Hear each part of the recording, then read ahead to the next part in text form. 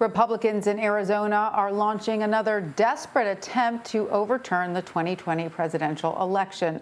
More than 2 million ballots in Maricopa County, which includes Phoenix, are being recounted by hand. GOP state senators are conducting the audit based on the same lies causing election law changes in Texas and Florida. Journalists are not allowed to independently observe the count.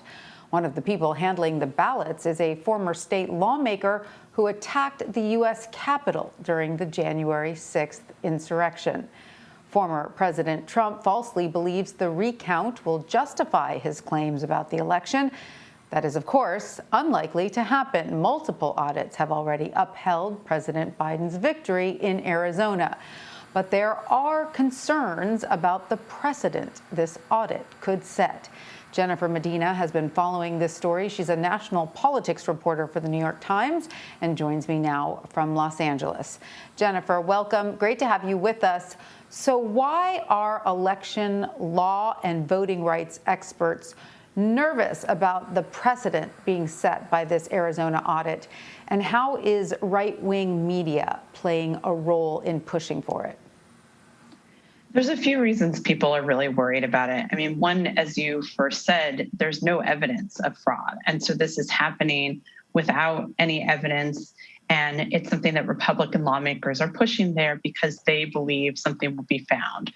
But what is really dangerous here is the questions that it lodges in people's minds. And when you have lawmakers pushing these questions that have already been proven false, that all evidence suggests is false, it really makes people worried. What's the future of democracy? Is this really a kind of threat to our democracy when you have people questioning things that have already been proven to be true? And so why is this audit being allowed to take place in at all? And who's paying for it? So this audit is completely being run by the state House Republicans, and Republicans have control of the state House. They've allotted the money for it. They're overseeing the audit. It's entirely controlled by them. The county who oversees the election locally, the county board of supervisors, including Republicans, were against it, but the state overrode it and was allowed to move forward because they are the ones in charge, and they are paying for it and they're setting the rules. And so you have reported extensively in the past year on how the election played out in the South and Southwest, particularly among Latino voters. Is this audit a sign Republicans are perhaps worried that President Biden's flip of the state might be a long-term indicator that Arizona could stay blue? I mean, I think absolutely it's clear one of the reasons this is coming about is because the state flipped for the first time in decades toward Democrats, and Republicans are worried about what this means. And they see this as a way of sowing more doubt into the validity of elections, even though, again, there's no evidence of that. And so this is just another way that they're sort of undermining it and trying to get at this thing that has already been solved.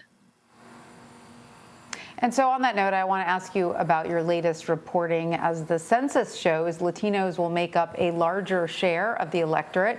You traveled to South Texas to see how Hispanic Republicans are trying to cement the party's gains. What did you learn? So there you have almost kind of the opposite of what's happened in Arizona. Hispanic Republicans specifically, Hispanic women specifically, and Hispanics in general have helped Republicans there. And Republicans have really done a tremendous job of doing outreach to Hispanics along the southern border, along Texas. And what you see there is, unlike the National Party, which is predominantly run by white men, the local party there is run by Hispanic women and women who are trying to get their friends, their relatives to vote alongside with them for Republicans.